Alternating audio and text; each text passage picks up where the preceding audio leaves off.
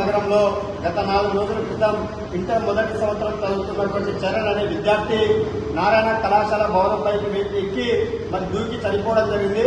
మరి మరణించి 4 రోజులు గడుస్తూ ఉన్నప్పటికీ జిల్లాలో ఉన్నటువంటి విద్యాశాఖ మంత్రులు కావచ్చు, జిల్లా కలెక్టర్ కావచ్చు, అదేవిధంగా రాష్ట్ర ప్రభుత్వం కావచ్చు ఏమాత్రం కూడా స్పందించకుండా ఇప్పటి వరకు నారాయణ విద్యా సంస్థలపై కేసు నమోదు చేయకుండా నిబంధనలకు విరుద్ధంగా నడుపుతున్నటువంటి నారాయణ విద్యా సంస్థలను సీజ్ చేయకుండా నిర్లక్ష్యంగా వహిస్తా ఉన్నారు.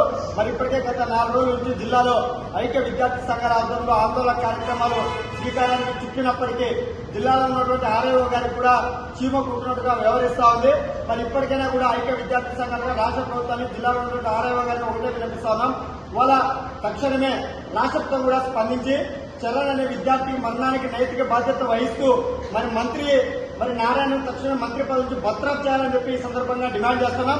అదేవిధంగా ఇవాళ విద్యాశాఖ మంత్రిగా ఉన్నటువంటి నారా లోకేష్ గారు వాళ్ళ మేము పేద విద్యార్థులకు అండగా నిలబడుతుంది, మా ప్రభుత్వం అధికారంలోకి వస్తుందని చెప్పి ప్రతిపక్షంలో ఉన్నప్పుడు విద్యార్థులకు అనేక హామీలు ఇచ్చి ఇవాళ అదే నారాయణ విద్యా సంస్థలో ఒక విద్యార్థి చనిపోతే ఇంతవరకు విద్యాశాఖ మంత్రి ఏమాత్రం కూడా మాట్లాడకపోవడం సరైనది కాదు.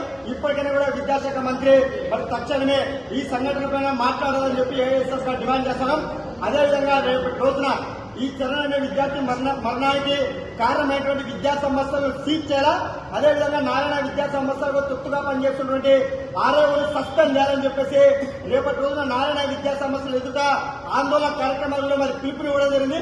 ఈ రోజు సాయంత్రం లోపు జిల్లాలో ఉన్నటువంటి పోలీస్ యంత్రాంగానికి కూడా ఐక్య విద్యార్థి సంఘాల ఆధ్వర్యంలో మరి చరణ్ అనే విద్యార్థి మరణానికి కారణమైనటువంటి నారాయణ కళాశాల యాజమాన్యులపైన క్రిమినల్ కేసులు నమోదు చేయాలని చెప్పేసి సుమోటోగా కేసు తీసుకోవాలని చెప్పి ఐక్య విద్యార్థి సంఘాలుగా వినిపించినప్పటికీ ఇప్పటి వరకు కూడా జిల్లాలో ఉన్నటువంటి పోలీస్ యంత్రాంగం కూడా నారాయణ విద్యా సంస్థల యాజమాన్యులపైన కేసు నమోదు చేయలేదు.